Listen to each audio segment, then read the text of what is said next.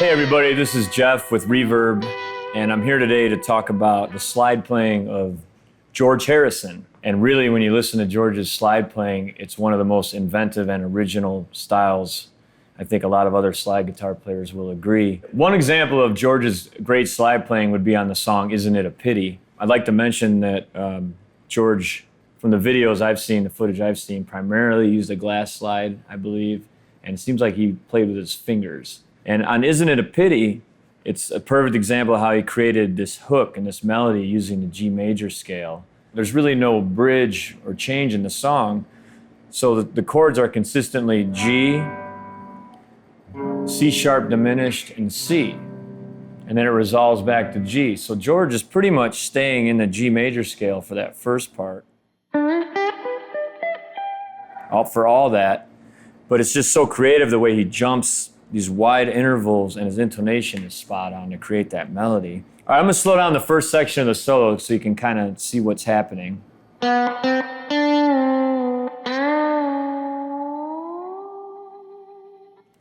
So, as I mentioned, he's primarily, pretty much the whole solo is consistent of the G major scale, but there are little things that he does like this note. So when the band and the chord switch to C sharp, he actually throws a C sharp in there.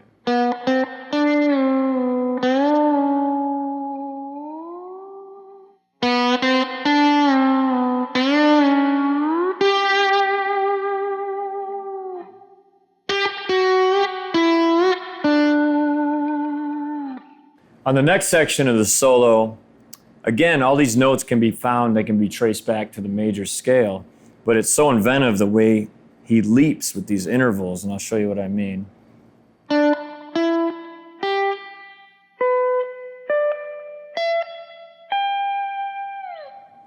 And that takes a little bit of practice if you're not used to doing that.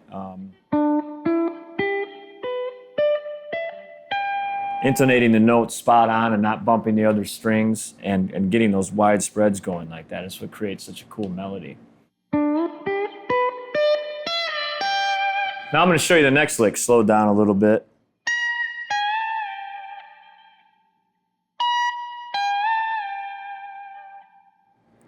See, I'm at the 18th fret, then 15, 17, back to 15.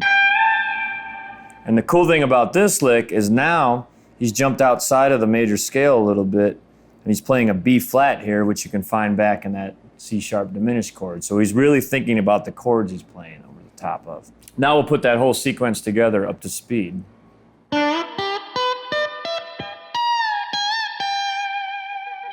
On the next lick, George sticks with that B flat and kind of just does a variation of what he had done before it.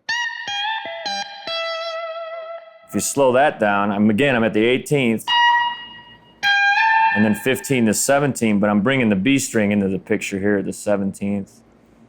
15th on the E, back to the 17th on the B string. So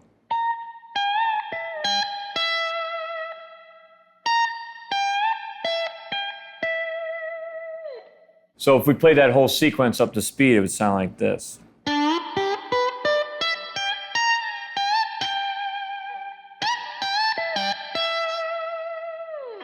Now for the end of that section, he does this Eastern sounding fourths that are kind of descending, going up and then kind of descending.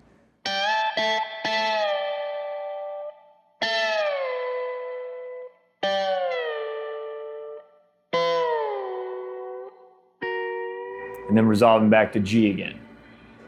I'm playing fourths starting at the 15, 17, back to 15. Then I'm going the 17th fret to the 12th. Then the 15th to the 10th. 12th to the 7th. And then sliding up to the 12th, but now I'm using the B and the G string.